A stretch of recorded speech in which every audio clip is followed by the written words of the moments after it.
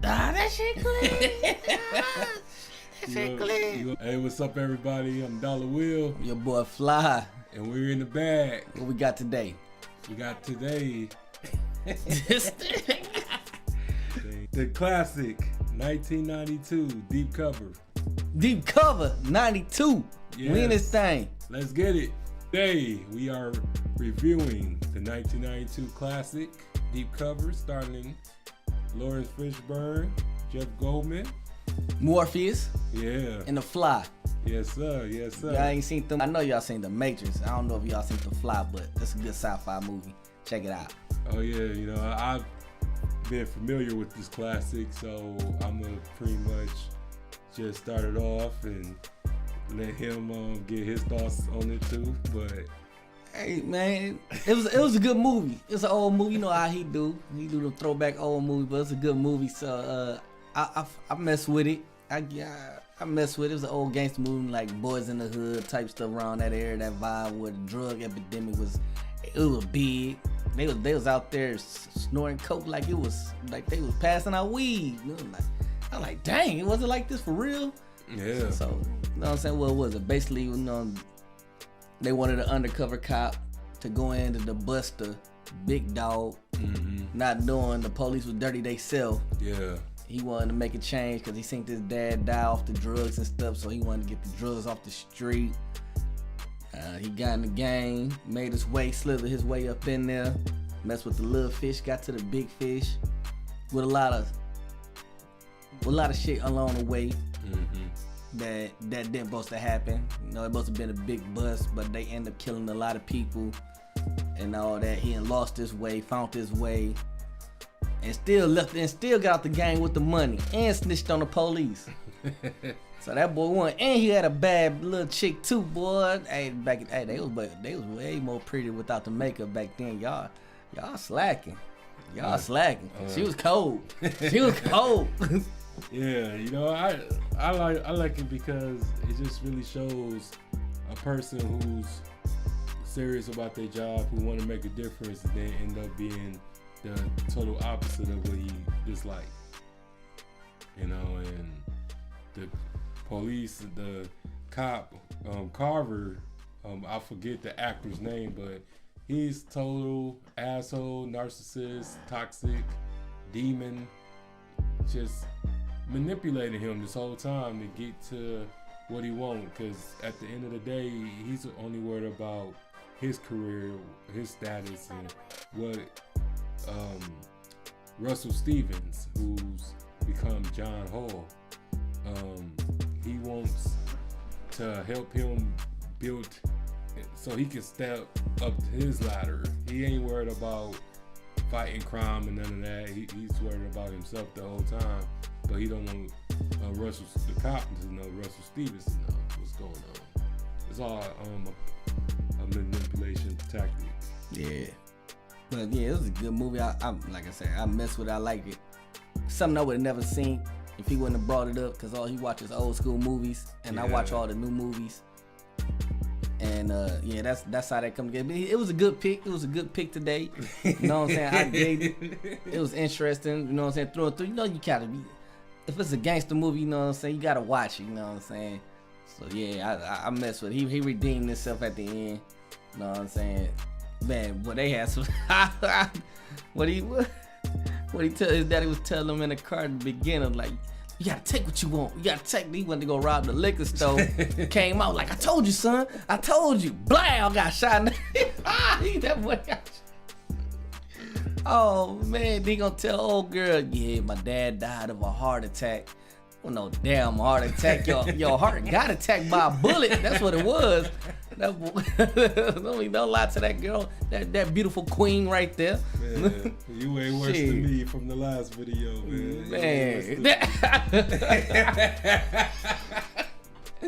Oh man, that's crazy. At the first 5 minutes, daddy got popped. I held him in his arms while he had a heart attack. Yeah, heart attack my ass.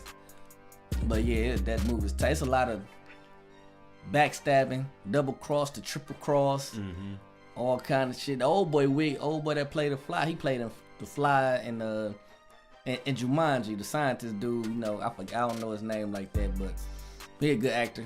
Yeah, Jeff Goldblum. Yeah. And I see the way he played the same role every time. That's the first time me seeing him in a gangster role though. Yeah. He was high on that powder. Boy, that boy was out here in these streets. He ain't had a wife back at home with the kids. Yeah. It's funny. Then how old girl tried to sell her son. Yeah. Oh man, yeah, I know my son. I'm a good mother. My son, he needs what you call them a role model, male role model. You can have him for $3,000. I said, dang. Yeah, one shit. She was a junkie herself, so I take $2,000. That's low as I go. I know my worth. I said, dang. Yeah, it's crazy because this movie is really underrated. Like a lot of people don't know about this movie. Like, yeah, it is. When you consider like the normal drug movies, this movie is underrated. Like this doesn't get mentioned, but it really just shows you how it was back in the early 90s during the crack epidemic, and how, and even in the movie, it really exposed the drug trade, how they brought drugs into the country by making deals with politicians. Yep, the politicians. Cause they were talking about he was running for president and all this. He bringing the drugs in. The cops letting them do it. They getting the cut, trying to move up the rank. Hey, it's all crooked. I still feel like it's like that today. Oh hell It's still crooked. Police crooked. Not all of them. Majority of them. Maybe not majority. Fuck it. It is what it is. Yeah, it's a code. You know? Yeah, it's a code. So it's just, you know, how can you not consider them a gang when they all take an oath? Yeah, they take an oath to protect each other. So just like a gang, the government a gang, police a gang, gangs on the streets, gangs everywhere. Shit, you go to school, get with your frat brothers and shit. They a gang. Yeah. They wearing colors too. Oh hell yeah, taking oaths and other shit, doing pledges, and you don't do no pledges. You know, pledges is like another word for initiation. Yeah, that's all that is. So fuck all that. Like we just gonna keep it real. Like y'all gotta decipher what's really a gang, what's not a gang. You know what I'm talking about? You can't say one thing a gang, then this not a gang when y'all doing the same thing, just under a different umbrella. Oh hell yeah, and this just really shows that Lawrence Fishburne could carry a entire film by himself, because we all know him as Morpheus and Trey Daddy. Yeah, Trey Daddy and the king of John Wick, but this was like his earliest, like I would say one of his first leading roles. You know, and he carried the entire film. He really played this character that was conflicted and really made a choice of, do I become them or do I go back to myself? Because at first he was losing his soul. Yeah, he said he ain't never had a drink. He had his little first drink. He never did drugs, hit the powder 2 times. And he was on some gangster shit. Yeah. Then the old man, my boy from Tales from the Hood, you know. Yes, the shit. Yeah, he played the cop. He was a cop, a Christian cop. Yeah, got him back on the right track. We still brothers, son. You still my son. Man, he arrested our old boy, got his girl back, and came up with $11 million. Hell yeah, and he ended up taking the son, taking over the son at the end of the movie for free. Cause he didn't have to pay $2,000. Yeah, because he didn't, because he kind of felt like he was responsible in a way. Because he putting the drugs on the streets and So it was, sinner's remorse thing. But at the end of the day, no, old boy from in the bathroom, dude in the bathroom, man. He walked into old boy in that bathroom. He was the other drug dealer on the block. He was running the block first, man. Ivy, yeah, his name was Ivy. Man, he came in, took his block. He caught him in the bathroom. He's like, man, what's wrong with you? What you want to suck it? Oh, you thirsty and pissed on his foot. That boy said, bah. He said, oh, he was dying. He was a gang. He died. He said, You motherfucker. He was like, you in the coma, motherfucker. It kept you on, you a bitch. Nah, man, that shit crazy. Hey, that's how I want to go, shit. It's a gangster movie. It's a gangster movie with a lot of funny scenes, good acting. Yeah. Kane in there, he got a little scene, little Kane from Menace to Society. Menace to Society. He got a little cameo. Then he got the lawyer dude from New Jack City. Yeah. He was coked out.